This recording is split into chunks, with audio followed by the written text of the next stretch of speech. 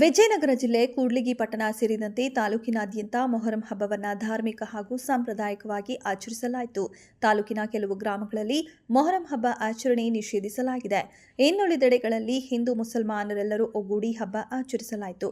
ಯುವಕರು ಎಡಗಾಲು ಹೆಜ್ಜೆ, ಬಲಗಾಲು ಹೆಜ್ಜೆ, ಕಾಡ್ಸಿದ್ದಿ, ಹುಲಿ ಕುಣಿತ, ಕಳ್ಳಳ್ಳಿ ಪುಚ್ಚಳ್ಳಿ, ಕರಡಿ ಹೆಜ್ಜೆ ಕುಣಿತ ಸೇರಿದಂತೆ ಇತ್ಯಾದಿ ಸಾಂಪ್ರದಾಯಿಕ ಪೋಷಾಕುಗಳೊಂದಿಗಿನ ಕುಣಿತಗಳು ನೋಡುಗರ ಗಮನ ಸೆಳೆದವು. ಇನ್ನು ಧಾರ್ಮಿಕ ನಿಯಮಗಳಂತೆ ದೇವರನ್ನ ನಿಗದಿತ ದೇವರ ಸ್ಥಾನದಲ್ಲಿ ಪ್ರತಿಷ್ಠಾಪಿಸಿ ಆರಾಧಿಸಿ ವಿಧಿವಿಧಾನಗಳಂತೆ ಎಲ್ಲ ಆಚರಣೆಗಳನ್ನು ಜರುಗಿಸಲಾಯಿತು. ಮೊಹರಂ ಕತ್ತಲ ರಾತ್ರಿಯೆಂದು ಭಕ್ತರು ದೇವರ ದರ್ಶನ ಮಾಡಿದರು ಹಾಗೂ ಅಲಾಯಿ ಕುಣಿಗೆ ಸಂಪ್ರದಾಯದಂತೆ ತಮ್ಮ ಭಕ್ತಿ ಸಮರ್ಪಿಸಿದರು. ಕೊನೆಯ ದಿನದಂದು ಸಂಜೆ ದೇವರುಗಳನ್ನು ಉತ್ಸವದ ಮೂಲಕ ಕೊಂಡೊಯ್ದು ಶಾಸ್ತ್ರೋಕ್ತವಾಗಿ ದೇವರ ವಿಗ್ರಹಗಳನ್ನು ಗಂಗೆಯಲ್ಲಿ ವಿಲೀನಗೊಳಿಸಲಾಯಿತು. ಮೊಹರಂ ಹಬ್ಬದ ಪ್ರಾರಂಭದ ದಿನಗಳಿಂದ ಕೊನೆಯ ದಿನದ ಉತ್ಸವವರೆಗೂ ಹಿಂದೂ ಮುಸಲ್ಮಾನರು ಭಾವೈಕ್ಯತೆಯಿಂದ ಹಬ್ಬ ಆಚರಿಸಿದರು. ಹಬ್ಬದ ದಿನಗಳಲ್ಲಿ ಮತ್ತು ಉತ್ಸವ ಸಂದರ್ಭದಲ್ಲಿ ಯಾವುದೇ ಅಹಿತಕರ ಘಟನೆಗಳು ಜರುಗದಂತೆ ಪೊಲೀಸ್ ಇಲಾಖೆಯವರು ನಿಗಾ ವಹಿಸಿದ್ದರು.